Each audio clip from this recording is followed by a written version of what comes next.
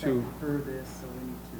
yeah, a motion to amend the agenda to refer back to number 8, which was deferred previously. I'll make the motion that we refer back to number 8, which was moved to the next meeting, that we not do it the next meeting, but we do it now. It's a motion to amend the agenda, and I will second that. Okay, it's been moved and second. Any questions?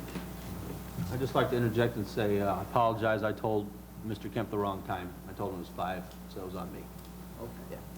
A guy like him ought to always be on time, man. No excuse for him. Don't make excuses. Okay, roll call?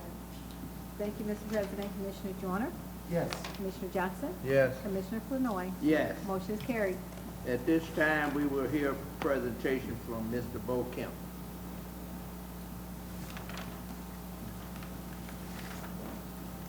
Good afternoon to everyone.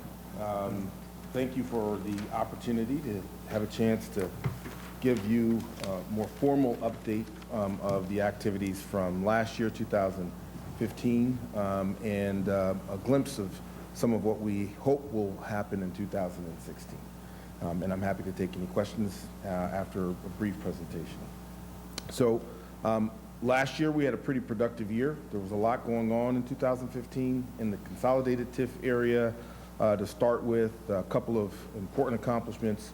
The empowerment zone was incorporated into the Economic Development Corporation, but as part of that, in this downtown area and our efforts to develop a food corridor, we were able to receive 2 large grants, one from the Bloomberg Foundation for $1 million, the second one from the Night Cities Challenge for $650,000, and that money is being invested into that space to help reactivate the downtown area. That's going to be an important component, and we've actually had a couple of small successes already. We're going to be doing some work out of that building with the stadium across the street, also part of the consolidated TIF. And we are hopeful and pretty close to an opportunity to work directly with the casino to be able to provide a product that can be bought at the casino, food product, that'll be made by the citizens and folks who work out of the kitchen at the casino. And that's still in its final stages, but we have a tentative agreement as of last week. So we're excited about reactivating that space, using it as a mechanism, just to remind you of the Art House program, to both train citizens in food service opportunities, as well as to train entrepreneurs who will launch into food business opportunities. At the Genesis Center, which we've been working on for quite some time, we've had a small success, but an important one, we hope, in that we've been able to negotiate a potential deal with the Confucius Center, which is a Chinese national group that's interested in bringing about 60 folks that will have a performance, 30 days of performances over about a 60-day period this fall. That's been about a year plus in the making.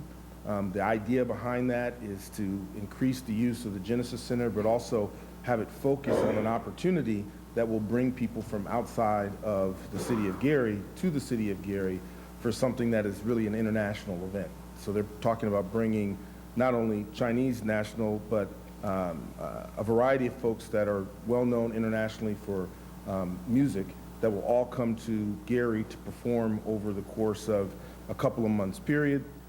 They're hoping to integrate a pre-performance show in the course of the summer, but that will generate potentially another $75,000 to the Genesis Center, and hopefully will help us reactivate what we're doing in that space. I've been working also with others here at the city of looking at folks who will help us manage the Genesis Center, which we all know has been in need of a boost in terms of activity. Lastly, as you just pointed out, the 504 building is obviously a very important asset to the Redevelopment Commission, and we've worked to attract potential tenants to that building, and I think we've had some success. I can congratulate you on the decision to move in, as I think that actually helps to activate that downtown building. Activating downtown space is a key component to redevelopment, and so I think it's a wise move in that regard. For 2016, I think probably the biggest opportunity related to the Redevelopment Commission explicitly is the development of the new TIF that goes down to Lake Street and the Miller TOD. The TOD is in the transportation-oriented development.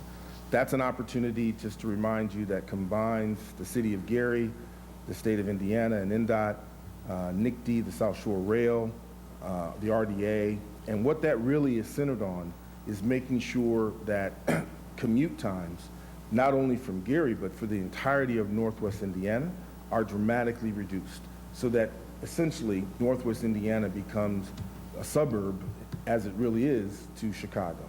But the key to make that happen, whether it's in Michigan City or Ogden Dunes or, for that matter, in South Bend, is actually Gary. And so that work at the Miller TOD is pivotal. Last year, we applied for a Tiger grant. That was a $30 million Tiger grant with the Department of Treasury, the U.S. Department of Treasury. We were not fortunate enough to win last year, but we had a recent debriefing with the U.S. Department of Treasury and learned a good bit that we think is going to help us be able to move forward this year and reapply. The NOFA, which is the Notice for Opportunity of Funding, has actually come out already for the Tiger grant.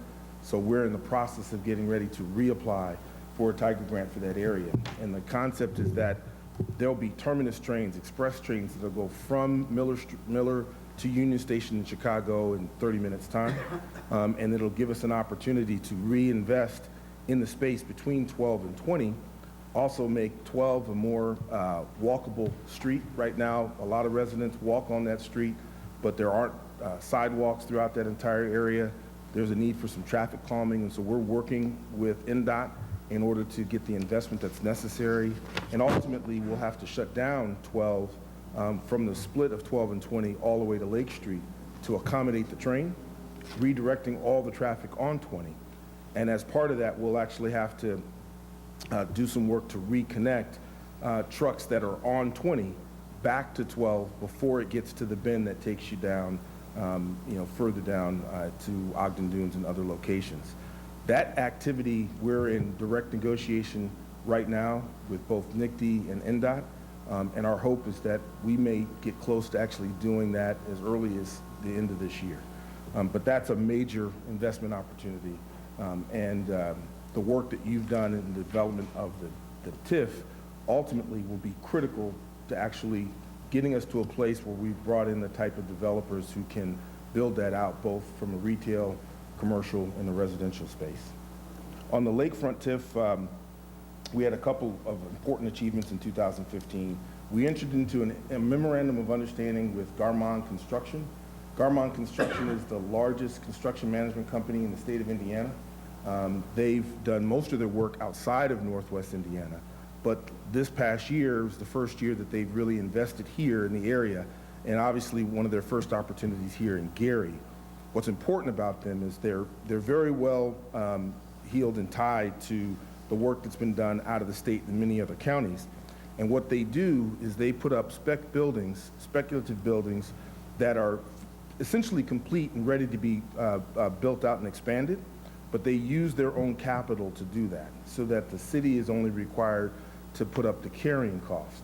That essentially allows us to build buildings that we can market to people in the area, people from around the world, buildings that are essentially ready for someone to come in and occupy in less than a 2-month time period, so that we're competitive in the marketplace to try to attract new businesses. We were able to actually fund the work that Garmong is doing with us out of NIPSCO, so there was no cost to the city or to the Redevelopment Commission in order to do this, but they've been heavily invested in working with us.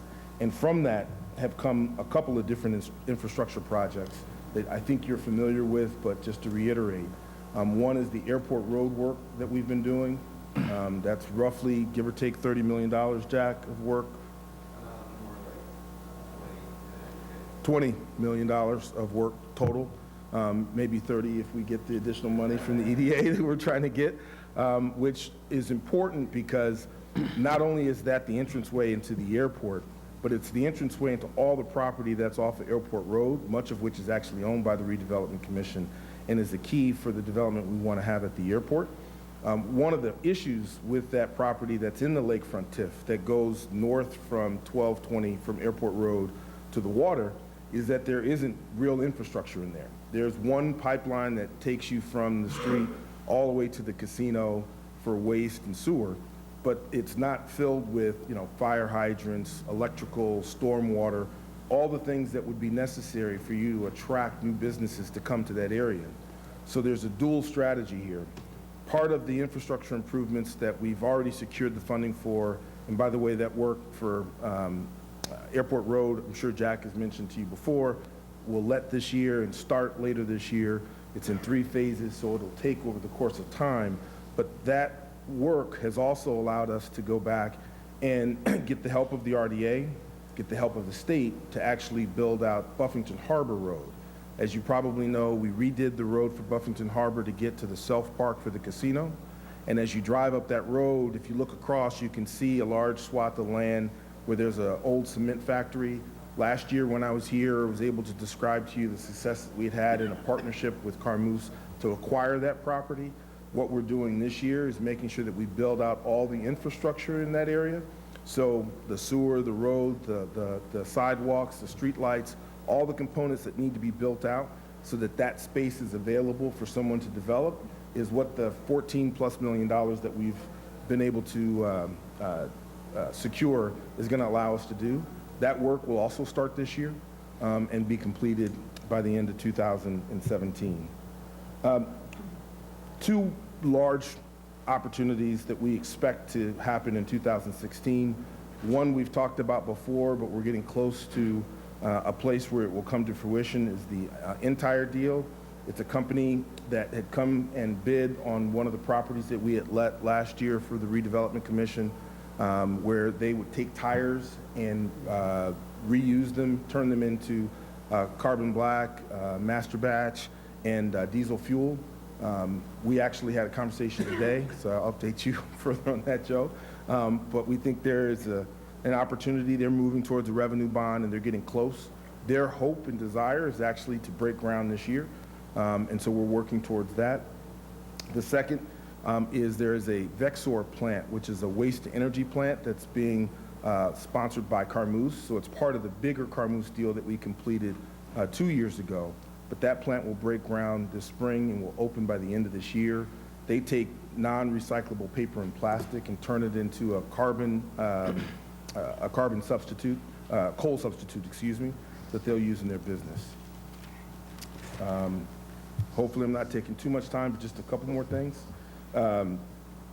There's been a significant uptick in interest from developers from around the country and around the world.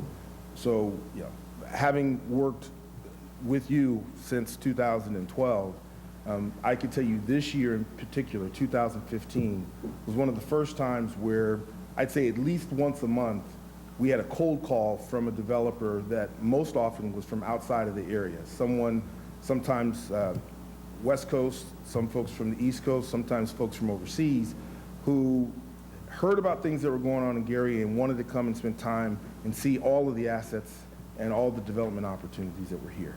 And so we've been spending a lot more time with developers in that way. And many of them have been spending a lot more time doing their own research to identify opportunities. A lot of that work, and even the work with Garmong that started at the airport, has included, in addition to the airport, thoughts and processes around, can we do more light industrial development along many of our transportation routes and or logistics development. And we've got 3 areas that we've had a focus on more recently. Work towards the county line, where 20 and Ripley kind of come together as a logical place. There's been a great deal of interest in that area for folks both for light industrial and logistics development. Along 8094, and we've been able to work more closely with the Little Calumet River Basin folks in identifying opportunities, and along 15th and 65. All of them have their various issues that we have to address, but there's been strong interest from outside developers for both light industrial and logistics opportunities in those spaces. Probably the biggest opportunity that we foresee with the Redevelopment Commission for 2016 is related to the J-Pit.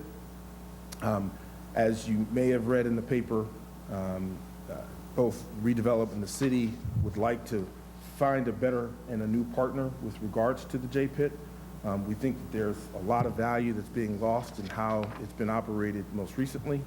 The most relevant aspect of this for the work you're doing here at Redevelopment has mostly to do with the efforts around blight elimination.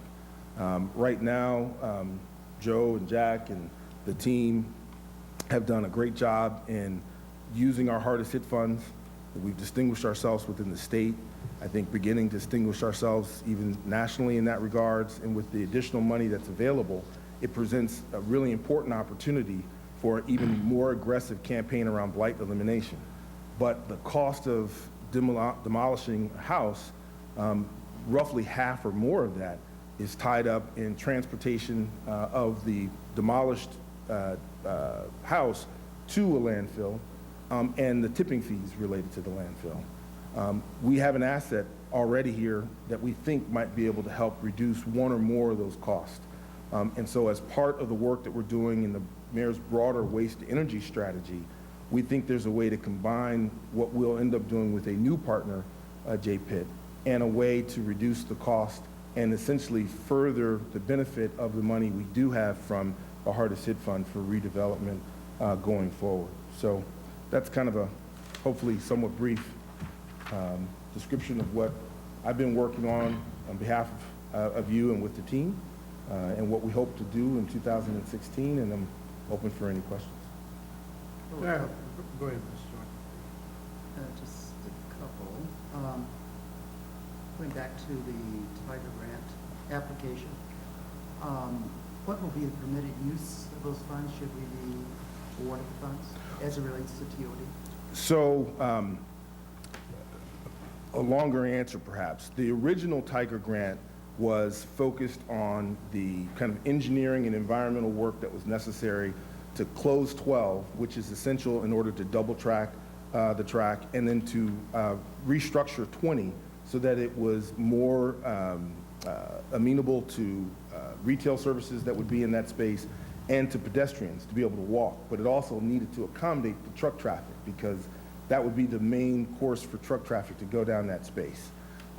Because we have to alter our plans this year, and the opportunity for the Tiger Grant came out 2 months earlier than we anticipated, we're in the process of rethinking how we're going to apply for it this year.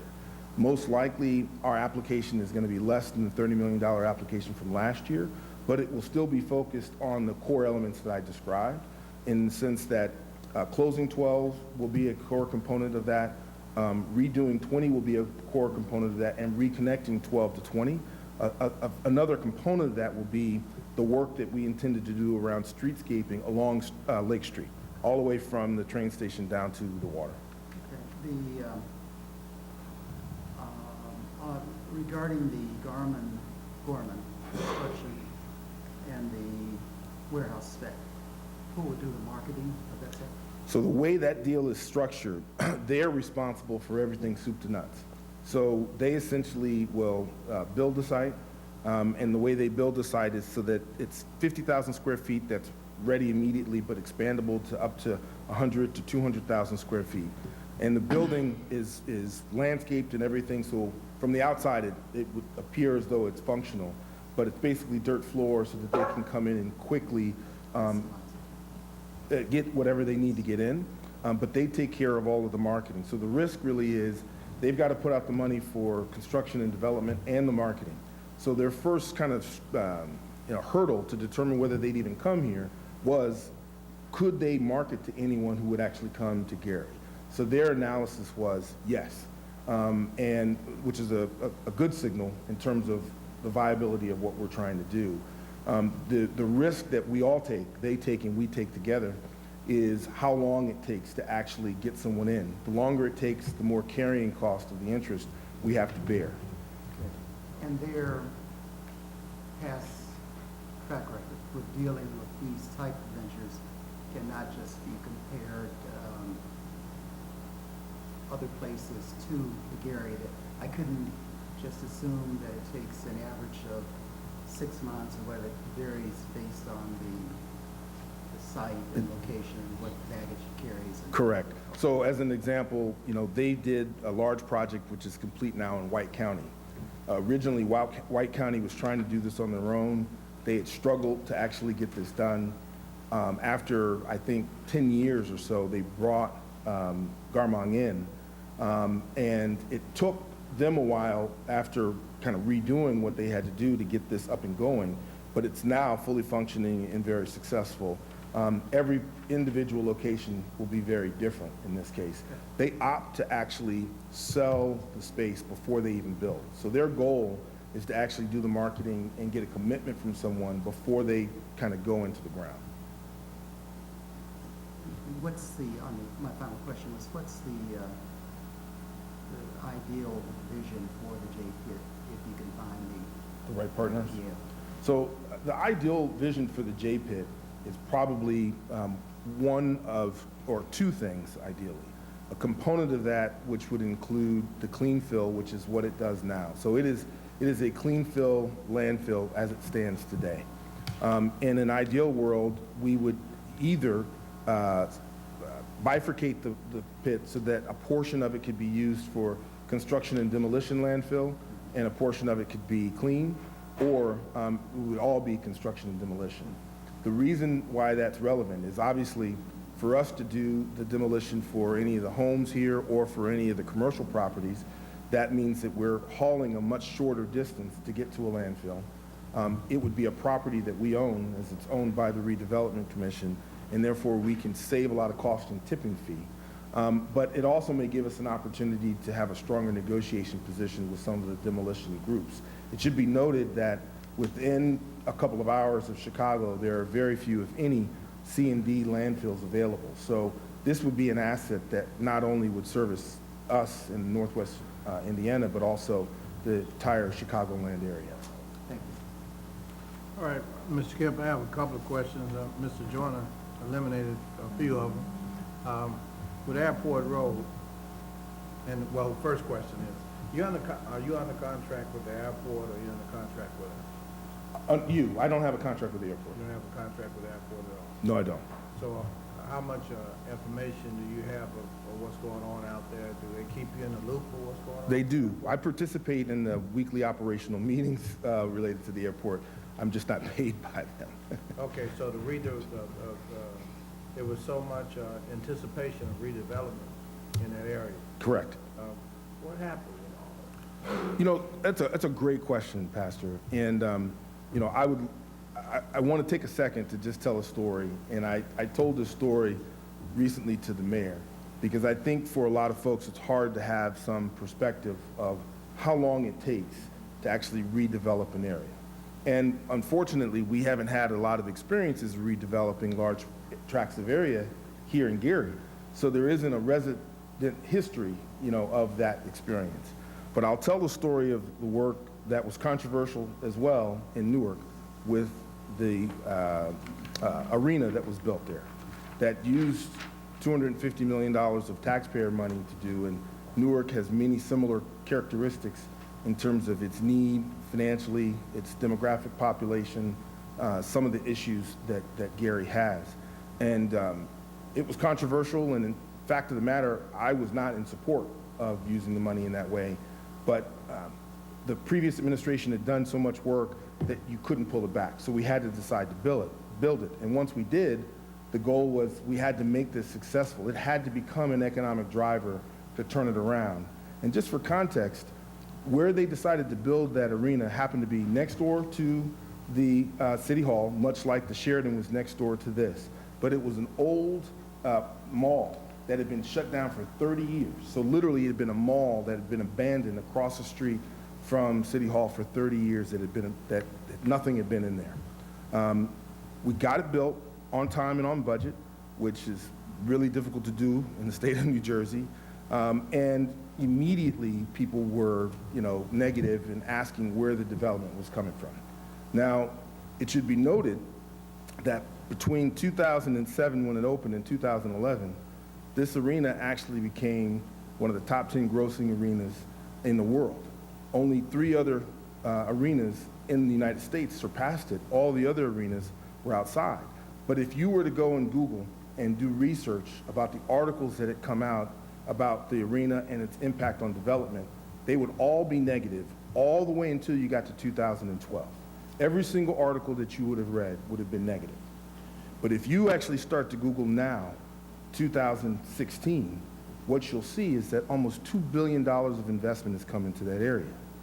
And I just say that to say it was a 10-year time frame from the moment we started that development to the point where the public started to feel and see the difference of what was happening there. That wasn't to say that work wasn't happening in all those years intervening, but the amount of time that it takes is tremendous. Much like that experience, there's a lot of things that are happening underneath that are hard to explain. There's work around wetlands, and we just spent 2.5 hours with the Army Corps of Engineers yesterday around wetlands. There's brownfield issues. As I described, the work that we're doing on these streets is really about putting in the infrastructure for development. It's difficult to sell someone on building a building if there isn't a water line and a sewer line that exists today, which there isn't. There are no sidewalks, there are no street lights. So in order for you to legitimately convince someone to move their business and people here, you've got to at least be able to demonstrate that you've secured the money and you're in the process of developing all the infrastructure that they will need to be successful. So what I would say to you in short answer is, at the airport specifically, they've had a 30% increase in revenue in 2 years and over $200 million of committed capital, both in projects and infrastructure. And for a 2-year period, I'd say that's pretty successful. But what needs to happen in order for the public to feel it is they need to actually have companies that are hiring jobs. And that's going to take time for us to get there. And by the time that people really can physically see the difference, in addition to the road where you see new businesses, you're looking at 8 to 10 years. And that's what would be typical anywhere, not just here. Thank you. Mr. Kemp, I have a few comments, not necessarily questions. The first one is that I was taking notes on all the projects and I ran out of paper. And I thought it would be very helpful if you would follow this oral presentation up with a written report. Absolutely. That identifies the project, identifies the current status, and identifies some comments on the path forward. Absolutely. I think that would help my commissioners fully understand the value of what, all the things that you're doing. That was my first comment. My second comment is that you mentioned the move of our office to the 504.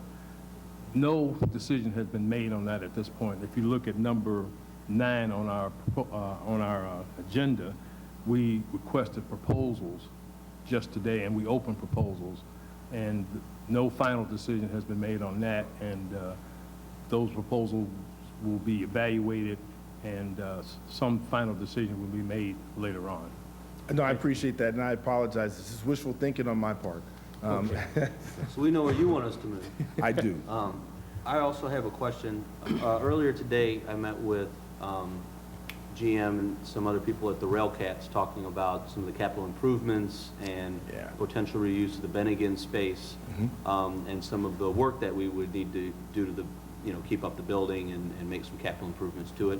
My question is regarding sort of the lease status, because I know that's in the air a little bit. Maybe I know you do a lot with that, and that's another thing that you do for the Redevelopment Commission. Yeah, that's true with you. Yeah, but could you just talk a little bit about where you see that going? Yes. So we met actually last Friday with the ownership of the Railcats as part of a continuing effort in our negotiations with the lease. And just background and reminder, when we came into office, there were components of the lease that had the city essentially funding somewhere between $350,000 and $400,000 a year of monies to the